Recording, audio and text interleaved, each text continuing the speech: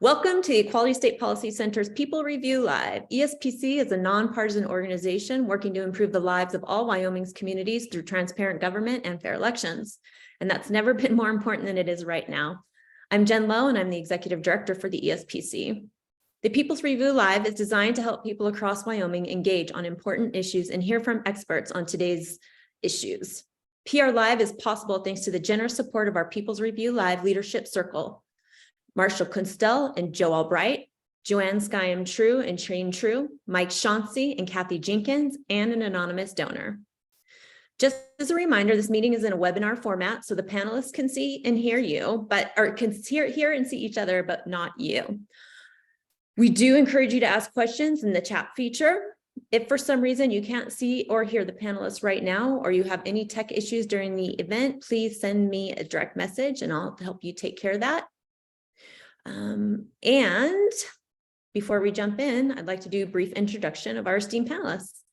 We'll start with former Wyoming State Representative Andy Schwartz. Hey, Andy.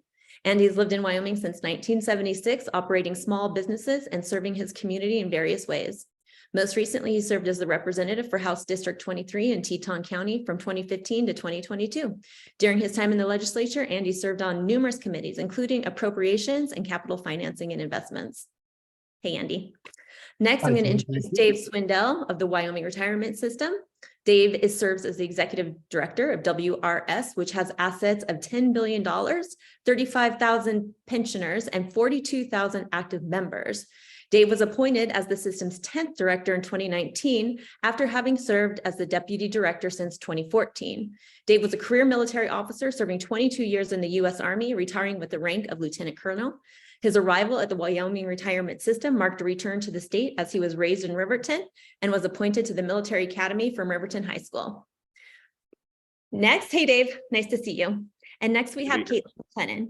Caitlin is the Sustainability Program Manager at Utah State University, managing and collaborating with campus stakeholders on greenhouse gas reduction efforts, resource conservation, sustainability reporting, sustainability in the curriculum, and climate action planning and visioning for the institution. She received a Master's of Science in Environmental Policy and Planning from Tufts University and her Bachelor of Science in Environmental and Natural Resources and Political Science from the University of Wyoming.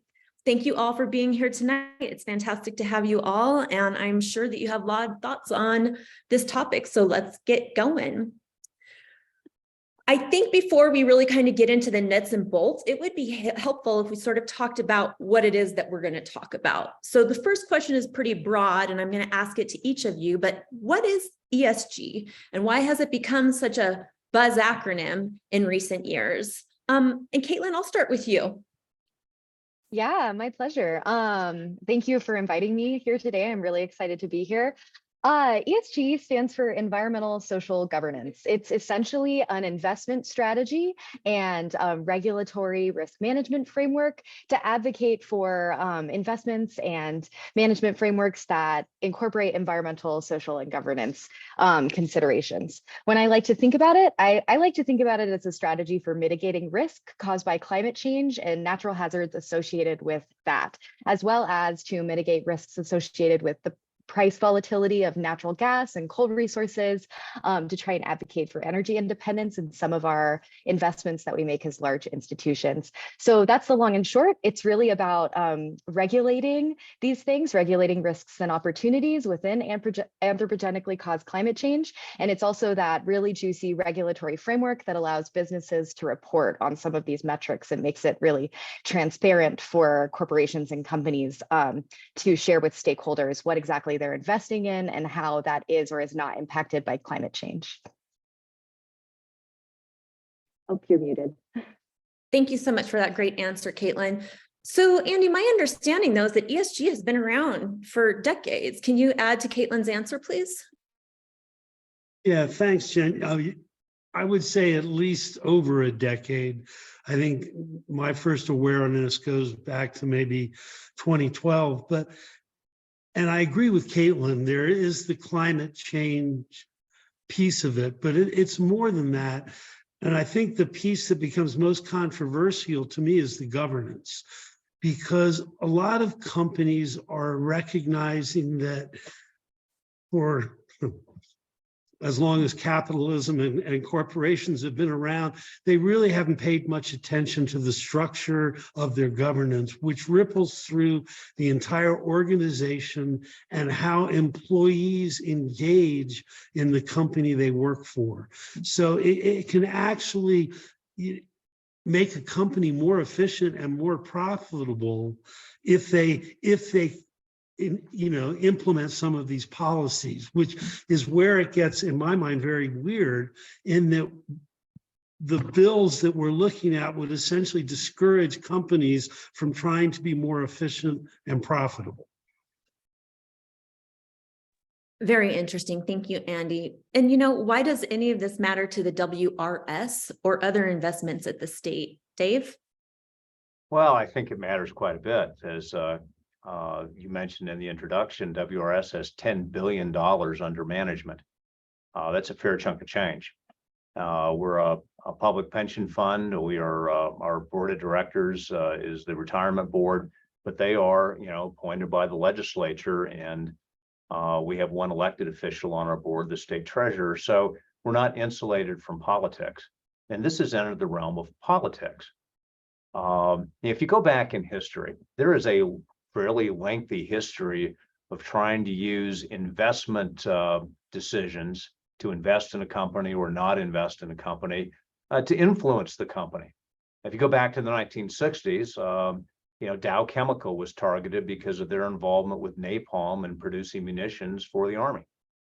In more recent times, I think some of us may remember efforts in the corporate world to divest from companies that were investing in South Africa in an attempt to influence the apartheid policies. And the same thing happened in Northern Ireland. Tobacco wars. We all remember the tobacco wars, and there were funds that divested and wanted people to divest from tobacco stocks because of the public health issues of it, kind of the social aspects of smoking or not smoking. And we've had those debates in the past. And so in some ways, this is nothing new. But to have a formal framework called ESG kind of arose starting, it goes back a few years. Apparently in the literature, it says it first appeared in a UN-sponsored study back in 2004.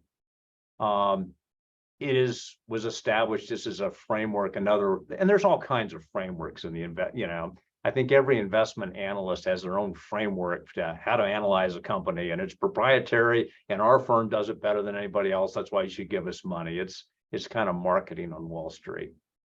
But as Andy talked about, this wasn't that top of mind in more common literature until starting to be about 10 years ago, and maybe really only about 5 years ago. It's developed in a kind of along with concerns over climate change. Although there's, as Andy said, it's more than that. It's about governance. It's about social aspects, how you treat labor, how you treat your customers. In some cases, gets down to basic questions of who benefits from the economy and what's it supposed to do, as well as environmental concerns, not only to reduce greenhouse gases, but to be sustainable and not consume as many resources and things like that. And all of these things have really always been part of traditional financial analysis. Enron, the big failure of that company and the big scandal, in the end can be reduced to, it was a failure of governance. Even Silicon Valley Bank, a more recent bank failure where stockholders lost a lot of money, they didn't have a risk management officer and didn't manage their risk appropriately. They didn't manage their interest rate duration risk, and many folks think that that's it in the end is a failure of governance. They didn't manage the risk right in something that is kind of basic in the banking industry. And so we've always, financial analysis always looked at the sustainability of the company. They always looked at social aspects that might be a risk to profitability, like poor relationships with your customers, not treating your labor right, having strikes, as well as governance, executive pay.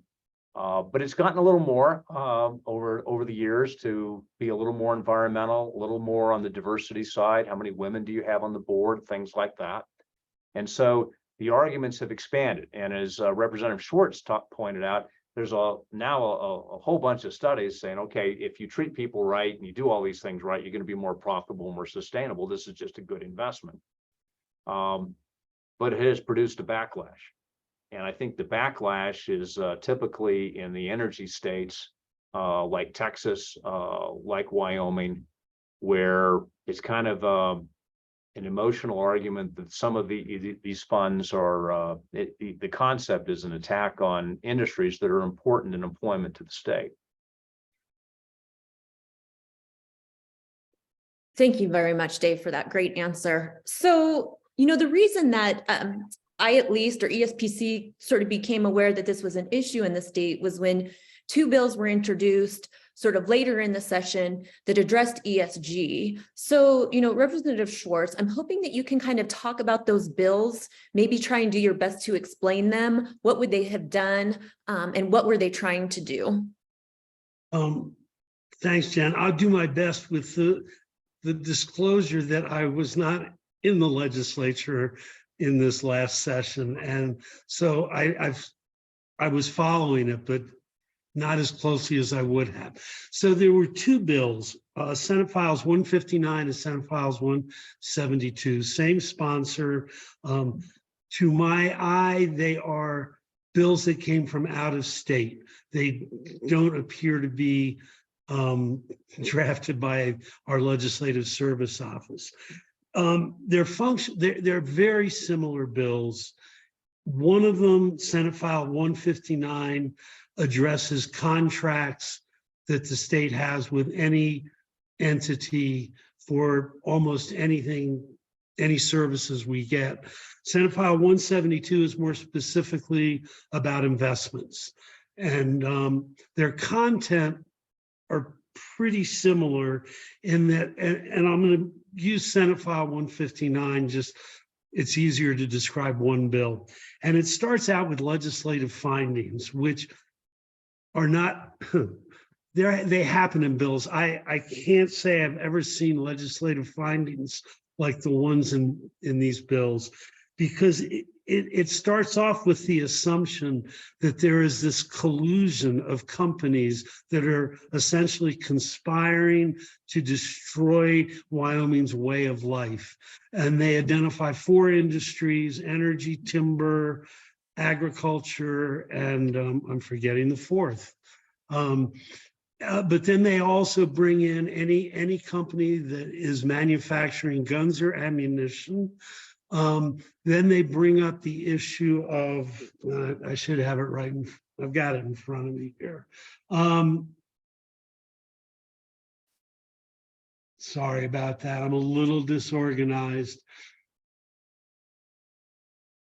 Anyhow, but then they— I think it was diversity on board. But yes, it was. And then there was the reproductive rights. And then it goes into abortion and transgender surgeries. I mean, it was whatever they could throw in the pot. And it's the current issues du jour. But the big one is the energy industry, obviously. I think Caitlin was alluded to that. And to try and say that there is this conspiracy of companies colluding to damage Wyoming because of how they approach energy issues is just not understanding what's happening in the world today. And I mean, I think the best example is Rocky Mountain Power, which has been a great friend of Wyoming for decades, and yet they are ahead of schedule now, closing their coal-fired plants. So I think you could make the leap then that Rocky Mountain Power would be one of those companies that we would have to restrict our contracts with because they're not conforming to these bills. And so basically they go through these legislative findings and then they do definitions. And there's two important definitions, and one is economic boycott, because that's essentially who we're these companies that we want to target. And it's such a broad definition that it's any company, any communication they have that might be detrimental, even as much as, emails to shareholders. And anything they say in there is subject to these rules of collusion. And then they talk about ordinary business and the things that are included. I mean, it's branding and advertising. So pick, I don't know, pick Bud Light, I guess, but that's a bad example actually, but pick Microsoft, for instance, a company Wyoming does an incredible amount of business with. We have tons of contracts with Microsoft, and yet their approach, their branding and advertising is not necessarily going to conform to Wyoming's goals. So, and fundamentally where it then goes is, no government entity shall enter into any contracts over $1,000 with any company that doesn't willingly submit to the rules we have created. And then in Senate File 172, it does the same thing for investing. And it says we will not invest our monies. And now we're talking about companies as big as BlackRock. I think Dave could talk more about them than I should. But on CapFin, and the state has spent years trying to improve our investment returns. And I mean, I know the retirement system is now excelling at their, where they land, in terms of relationship to other retirement systems. With our money on the state side, we're doing much better because that's been our goal, to improve investment returns. And there's no way I can read these bills and say they will have a detrimental effect on our investment returns, which should be the primary responsibility of government. So I'd be happy to answer questions on it, but I think that kind of sums the two bills up. Well, and I think you did a really great job of segueing into my next question, which is going to be toward Dave. And, how does legislation like this potentially impact state agencies' ability to maximize investments? Well, I think it certainly could. The 159 dealt with contracts and would affect all state agencies, but every investment decision we make is a contract. We sign after a lot of due diligence. The legal paperwork's yay thick. We sign an investment management agreement. That's a contract to hire Caitlin's, Acme Pork Belly Opportunities Fund to manage a certain amount of money. Usually these are $75 million to $100 million of commitment in a particular asset class in a particular way. So we couldn't, we couldn't contract with any company that was in violation or alleged to be in violation of these processes in the legislation. So in some ways, 159 was just kind of a showstopper right off the bat. To give you an example of kind of the stuff that would be involved with, we talk about the diversity. The bill didn't want us to contract with anybody who was kind of pushing a diversity agenda, right? Well, as it turns out, the CFA, Chartered Financial Analyst, has a program to help correct a flaw in the industry. I think it's well known that the investment profession is dominated by white men. And there is an initiative from the CFA to include more women, more minorities, more veterans, and get them involved in the investment business. And it is kind of like the episodes we saw years back. If you're a pro football fan, remember the days when we didn't have any black quarterbacks, and then we didn't have any black coaches. And the argument was, well, there just wasn't anybody in the pipeline. I can't pick a coach that hasn't been a successful defensive coordinator, offensive coordinator, and so on and so forth. So the CFA recognizes that really the way to beat this thing is to establish a pipeline. And they have a program that companies can sign up for that promises to do that. And it's not just aspirational. There's going to be reporting metrics on this stuff. Well, who has signed up for this? Well, first of all, you can find out about this through not just the CFA, but the National Council on Teacher Retirement, or NCTR. We're a member.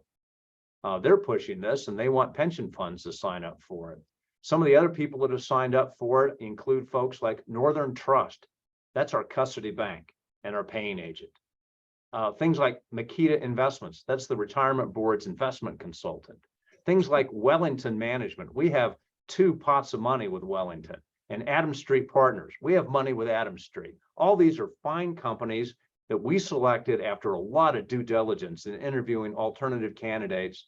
And this bill would have required us to divest from those service funds. They're not even investment people in some cases, just because they have the audacity to think that maybe they ought to bring more women into their workforce. A lot of folks didn't even understand that that was in the bill, because I don't think they really understood that, but it was. And so those are pretty disturbing things. So in the end, to answer your question more directly, why do we care? It's because if we have to divest from our best and most thought out investment managers, well, we're going to go with somebody else, right? And that means lesser returns. And we have a commitment to make the pension fund work. We have an assumed rate of return of 6.8% per year on average, the long-term average. Well, if you can't invest in the best companies, that's a high hurdle, and you're not going to make it. You're going to lose some money out of that. And who knows how much? That's the argument. But the state of Indiana, their legislative service office has had very similar bills, very similar language. It's just what Andy said. These bills were populated and sent to states. It got picked up in Indiana. Indiana said it would take 120 basis points, 1.2% off of their assumed rate of return. Well, that means you're looking at 5.6 instead of 6.8. What does that do? It means the fund will not meet its objectives, and it will decline. And so you're going to have to make up for that by cutting benefits or raising contribution rates quite a bit. That's a huge difference. Even 10 basis points is measurable. 1 basis point is measurable. I mean, a 1% of a $10 billion fund, that's $100 million. And that would be a compounded loss year after year. And so it's a huge impact on us. And our concern is not to have these political debates interfere with our ability to get the best risk-adjusted return for our members, which is our constitutional mission. Well, it sounds expensive, frankly. And I don't know if that's the best use of the money that we have here in the state. So Caitlin, I know that you have spent some time sort of researching ESG from the legal perspective, and we've kind of heard how this could potentially impact Wyoming. I was wondering if you could kind of give us a broader perspective. Yeah, absolutely. Full disclosure for myself, I'm not a lawyer. I have a master's in environmental policy, and I do a lot of sustainability strategy work for institutions. So the realm that I come from is from a regulation compliance standpoint, right? Businesses, institutions have to report certain metrics when it comes to greenhouse gas emissions, to diversity, equity, and inclusion indicators, to governance metrics, right? Who's sitting on your board of directors. Where ESG comes in is about ensuring that those metrics and indicators are transparent to the stakeholder. So students, for example, I work at Utah State University right now, have a right inherently to understand where the institution is investing endowment funds. From a higher ed perspective at the moment, ESG is really all about the endowment and ensuring, just as my fellow panelists were talking about earlier, ensuring that rate of return during a time of potential economic volatility. From a regulatory perspective, ESG is there to ensure that the claims that businesses are making are true and can be backed up by, this report that they produce. Most of the time it's an ESG report that outlines sort of the greenhouse gas emissions associated with the investment, as well as other key indicators related to, different pieces of the puzzle when it comes to environmental social governance. So all that to be said, a very long-winded introduction to a very short answer. ESG is about compliance. It's really about ensuring that these claims are backed up by science, that they're not greenwashing, key term we like to use in sustainability thinking, that businesses aren't claiming ESG and then not actually doing the due diligence to back it up at the end goal. I hope that that answers the full question. Like I said, not a lawyer. Try to be, pretend.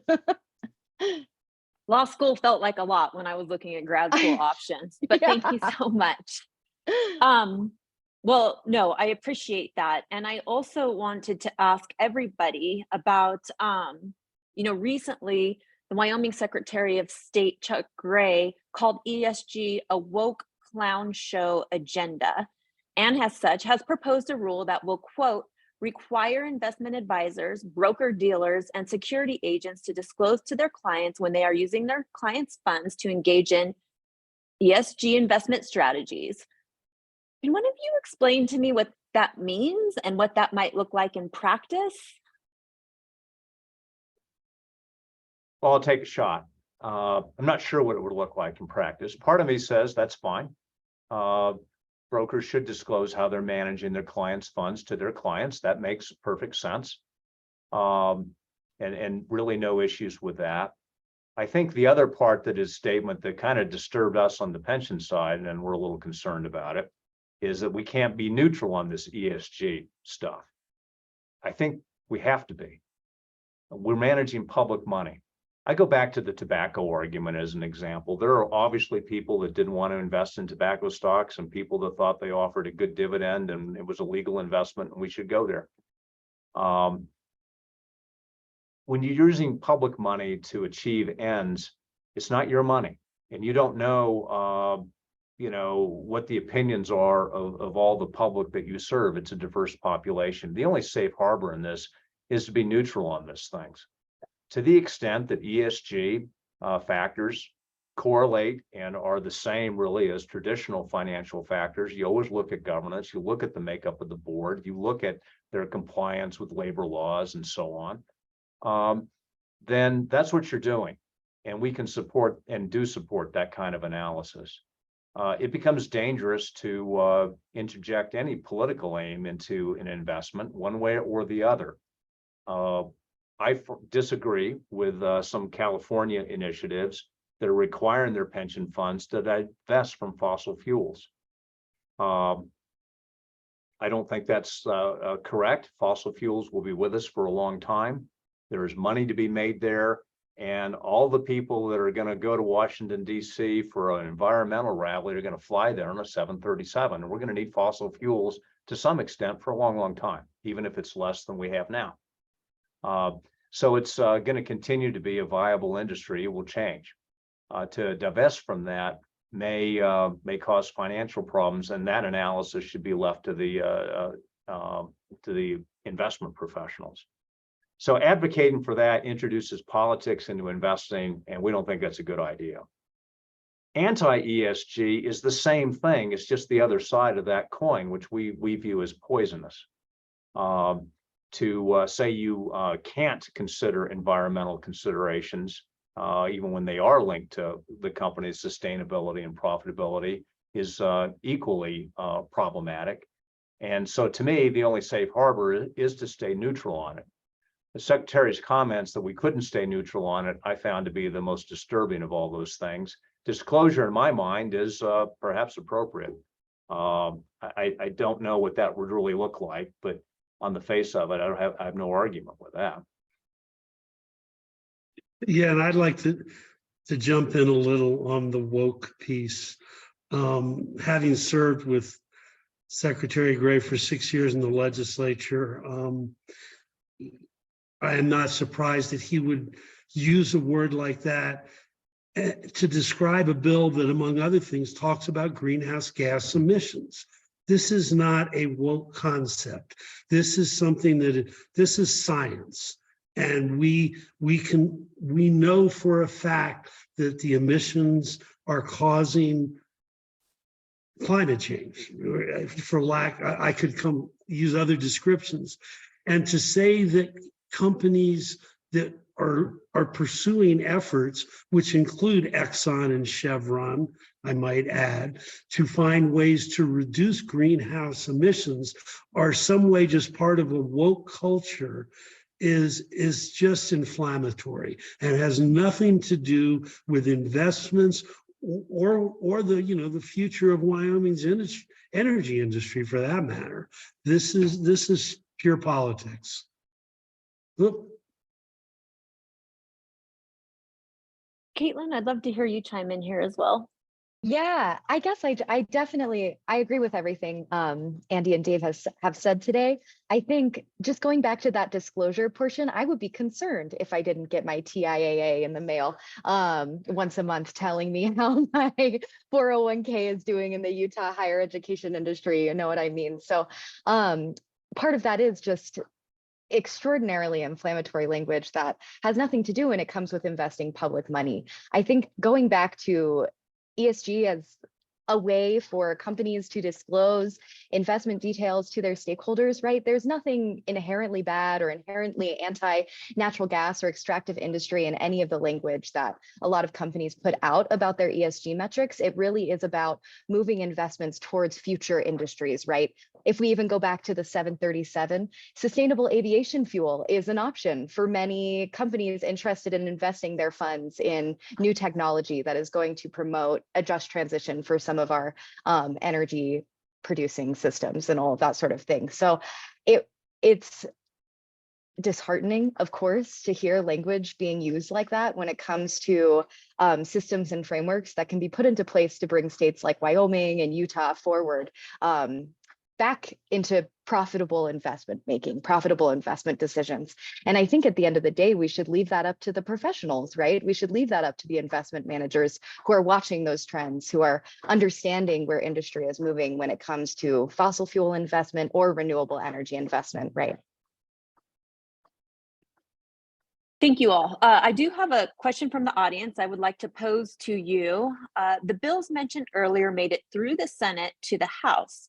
How can we educate our elected officials about what these bills would really do so that they at least weigh real consequences against political grandstanding? Great question, by the way. Thank you. Vote. I mean, to be very honest, part of the reason I left the legislature was over the 8 years I was serving, the Freedom for Lack, they call themselves the Freedom Caucus, so we'll let them have that name. They just have a different approach to legislating and working with other legislators. I mean, I noticed that Representative Sherwood's on this call. She could probably speak to it better than I can, but watching this last session, there was no attempt by the Freedom Caucus in general to be collegial and to work with the rest of the body. They have, they are in lockstep and that's how they vote. And I'm not even sure they read the bills. So in terms of trying to get, thinking that you can use information to change their perspective, I think is delusional. And I think the only way to really change what's happening in Wyoming is to vote in people who are actually interested in reading bills and amending bills and passing good legislation. I think Dave or one Caitlin? other, go ahead, Caitlin. Yeah, I mean, I work with students all the time and I constantly tell them to vote as much as possible and as consistently as possible, and always for the climate candidate because I'm a climate scientist. But that question is, I'm like looking at it again because it's honestly very hard to rally against a very organized body of policymakers who are sitting at the top and are very comfortable there. And I can only ever say, right, we have to vote for women, we have to vote for LGBTQ folks, we have to ensure that diversity runs fully through our bodies of government and represents the population that we have. And that really is our power in ensuring that these bills don't move forward. Jen, I'd have two thoughts on that. One is the citizens can be somewhat assured that although these bills did advance in the Senate, they did not advance in the Senate without some concern for many aspects. There were some amendments that were passed that were helpful. And in the end, it didn't get very far in the House of Representatives because more people had time to study the bill. And that is an advantage sometimes of having a two-house system where we have a Senate and a House. There are times, and Andy can speak to this, but from what I've observed, sometimes it's difficult to look a fellow senator in the eye and tell him, "No, I ain't going to support your bill," and all that, because you need them on another bill. And so sometimes the bill gets out of the Senate and everybody knows that it's okay because the House is going to kill it, and vice versa. There's been plenty of stuff that came out of the House, not necessarily from Representative Schwartz, but there was stuff that came out of the House that really wasn't good public policy. And even some of the people that voted for it knew that, but they had confidence in the other House to modify it or do the right thing. And I think there was a little bit of this going on in this session. The second thing is that I do think that Andy's correct that some of the people that are behind these bills are not amenable to logic and just a normal debate. It's an emotional argument for them. And I think there are people in Wyoming that have just taken offense with the social and the climate change issues. And so this is an emotional response. One effective tactic may be to throw a little bit of emotion back at them, because I think logic may not carry the day. And that is because some of these bills do violate some traditional conservative beliefs in terms of free markets, capitalism, and the way the world is supposed to work in their view. In the end, when a firm like BlackRock creates a ESG fund because investors seem to want it and they're trying to attract assets, that's capitalism. People wanted a product, the investment firm responded with a product. That's all it is. And when you start having, and they're supposed to be against big government and regulations. Well, now we're going to introduce big government to tell folks how to invest and how to report in their financial statements and all this other stuff. And we're supposed to have a light touch in that stuff, but it's not. And this is government intervention in capitalism. So whether you believe in ESG or not, I don't think it's necessary to carry that argument. This is free markets and freedom to choose, and they're interfering with that. And maybe those arguments will have more sway than what I traditionally see is saying that ESG is actually good for you. I don't think you're going to convince these folks of that.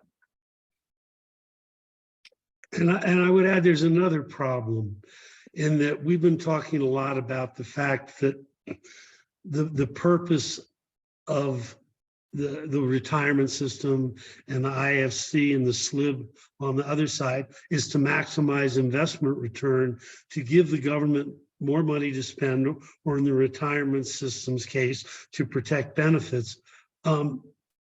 The Freedom Caucus doesn't want the government to have more money to spend. They fundamentally don't believe in the operations of government and want to see less funding available because then less services will be provided. It's a remarkable approach to government, but that's an inescapable conclusion. I think there may be something to that. I mean, Representative Ward, I was at a hearing of the Health and Labor and Social Services Committee in Casper a few weeks ago. I was just there to explain how they were looking into recruiting issues with firefighters. And I was there to explain what the firefighters retirement benefit was for both volunteer and paid fire. Okay. Well, in the end, Representative Ward said, well, I don't trust the government to run a pension. They should all be in a 401k. He just blurted that out. It's a belief. And yet, why would she trust the private sector more than the government. She's part of the government. She's on the board of directors of the government. But they don't see it that way. And in the end, I suppose there's always a use for that kind of voice. Keep everybody on their toes. But if you get a board of directors that where the majority of say, Ford Motor Company's board doesn't believe in cars, or the majority of Wells Fargo's board doesn't believe in banks, this is not going to be a successful automobile or financial services company. And it can be very disruptive. And the trouble I think we have is that these voices have gotten too numerous.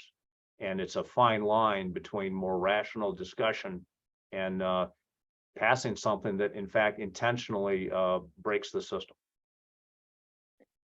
Very interesting perspective. Thank you, Dave. So I think we're going to address the elephant in the room, right? Wyoming is an oil, coal extraction dependent state. Our residents, the people that vote, feel very strongly that they support, these markets that have, given us what wonderful services we do have in this state. You mentioned just transitions earlier, Caitlin, but how is this something that we can explain to voters? Because, the question that asked by the audience was right. How do we educate our lawmakers, but how do we educate the general public?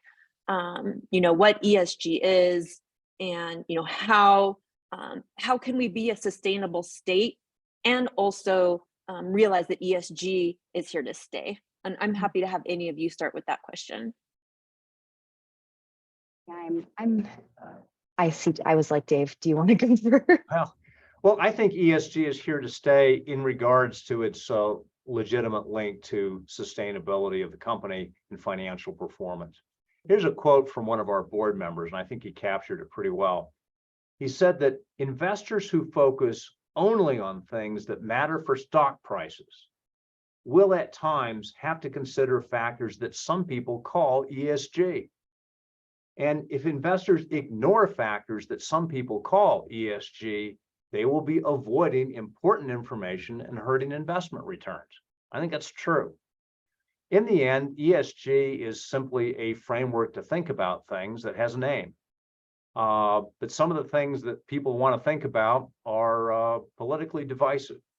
And we just have to be cognizant that as we have our political discussions, we don't allow politics to interfere with the ability to support the pension system and make legitimate investment decisions. Another analogy that sometimes is, all these analogies are imperfect, but Andy knows I'm famous for these stories.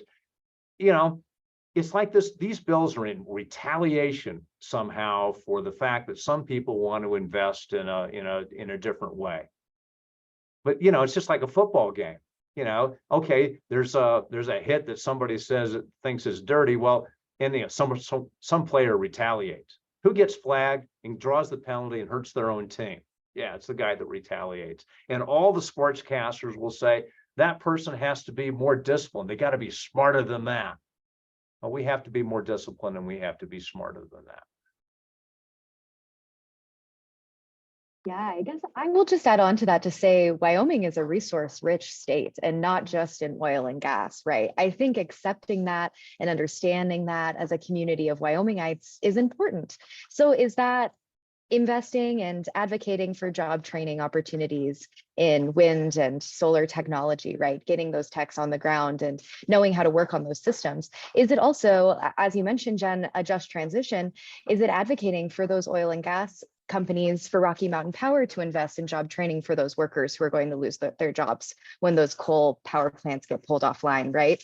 These things are happening in our society, and it's up to Wyoming to decide how it's going to arm its citizens to be prepared for that change. I think there are very deep ways that we can bring Wyomingites on board to not only benefit from job training opportunities, but also profit accumulation opportunities, where there's money to be made in these other sectors that do have negative environmental impacts on not only communities at large, but also our air, water, and land. There are opportunities to be making money in some of these other initiatives and energy producing facilities, be it nuclear, wind, solar, hydropower, what have you, right? We're really looking at a window of opportunity right now for Wyoming as a whole, as a state that has profound amounts of natural resources in a lot of different sectors. You know, for as long as I've been involved in Wyoming politics, diversifying the economy has been almost at the top of the list. There's been a recognition that reliance on coal, gas, and oil, they're such volatile revenue streams that it makes it very difficult to operate a stable government when your revenue streams are not reliable. And yet, what we're looking at in these bills is to say, no, actually, we want to be more reliant on coal, gas, and oil because that's what we know. And I understand, you know, the unknown is terrifying, but we have to accept that things are always changing. And for instance, for years, I was pushing, and I got to give Representative Burkhart a shout out because he was doing it first, but Wyoming is rich in rare earths. And fundamentally, as we transition away from fossil fuels, batteries in particular are going to be really critical to have efficient, low-cost batteries, and Wyoming can be a player in that market. We have the resources, we're a manufacturing state as well. That's our workforce is very blue collar. And this is just an avenue we can pursue that ESG, it falls into that ESG category, yet these bills would fundamentally put an obstacle in the way to achieving those kind of goals. Although all this, I might play a little devil's advocate here. It's actually reasonable for people to be concerned about the destruction of their livelihoods. I'll give you an example that happened in my hometown in Fremont County in Riverton with the uranium industry. In the 1970s, Riverton billed itself as the uranium capital of the world. And there was actually some money in Fremont County. At that time, I think Riverton grew to a city of 15,000. And the industry was growing in the gas hills, the mining companies, processing and so on. Then 3 Mile Island happened. And then after that, there was a political motivation to get out of nuclear fuel and that nuclear was bad. And we weren't going to make that part of it. Everyone's having to rethink that today, by the way, as actually even Germany that was going to mothball all of its nuclear reactors now says, well, I don't think we can get to cleaner energy without keeping nuclear in the mix. But I saw what happened to my hometown. When I came home on military leave in the mid 80s, Riverton was not a pretty place. And it didn't get any better 10 years later in 1995. It took 30 years for the town to really recover from that. And if you're in Gillette, Wyoming, well, where your economy has been built on those coal mines, and people say, we're going to shut them down, they're going to get mad. And they know what's happening. Nobody helped my hometown. And I'm still kind of angry at the political consequences because it wasn't analysis driven. It was just anti-nuke and we threw away our nuclear industry in this country. And now we're trying to have it come back, which is probably what's going to happen. We have a bet on the uranium industry, by the way, I won't tell you how many millions of dollars we put into it, because we think the uranium price is going to come up. We think the mining companies are going to do better. And it's because of onshoring. People realize they can't rely on Russia for their nuclear fuel anymore. And you can't rely on the decommissioning of nuclear weapons to provide all the nuclear fuel to de-enrich it and make it suitable for a power plant anymore. So the future of the uranium industry, if we do it right, will come back to the United States and we'll come back to Wyoming because the mines are still there, the ore is still there, and it's all permitted. As long as we don't get into more political fights about the wisdom of nuclear energy. So yeah, there's some possibilities, but I don't think we can discount the fear, the legitimate fear of sudden changes to employment that will put people out of their homes and cause them to lose their livelihood. And if you don't have concerns about that, then the environmental movement's going to stall. You're not going to get political support if people are cold and in the dark. And so I think there have to be some empathy there, and I don't see that in some of the communications and lectures that I attend. Sometimes the folks that are saying this seem awfully sure of themselves, and if you're trying to feed your family, you're right to think about that. So we're getting closer to the end of our time, but I do think that we sort of touched on something that I wish we had more time to discuss.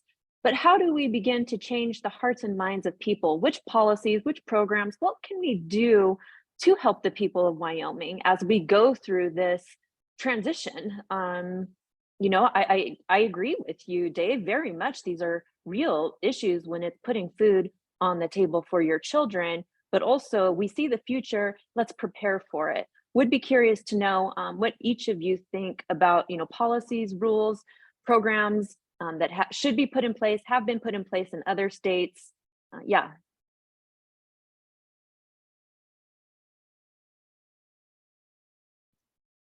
And since I'm not running for re-election anymore, I mean, I agree with Dave. Ultimately, people, it's once again, it's about voting, and people generally vote about their pocketbooks. But it's like I said earlier about diversifying the economy. If we're going to diversify our economy, it's got to be what our workforce is essentially comfortable doing. We know there's a brain drain. I mean, Caitlin, I'm sure if most of the students you went to UW with left the state, you left the state. We can't change that. That we are not going to create, businesses that are going to prevent the brain drain. But I really think we need to be looking at, looking at Gillette and the kind of what the skill sets are that people in the coal industry have, and to bring businesses in that can use those skill sets to create new kinds of jobs. Because we can complain about, the loss of coal, and actually coal's doing okay right now. It's a funny thing. The price is up and production it's not up to the levels of 10 years ago, but we're not seeing the total demise of coal that had been predicted. But I think that's how we have to communicate, is we understand what Wyoming is. What are the jobs we create that Wyoming citizens can move into and potentially make even more money than they're making now? That's, and once again, that's where rare earths fit in. That's mining. I mean, that's what we do in Wyoming, is mining. It's just we won't be mining coal. Yeah, I would absolutely agree, Andy. And I mean, I regret the day I left Wyoming every day.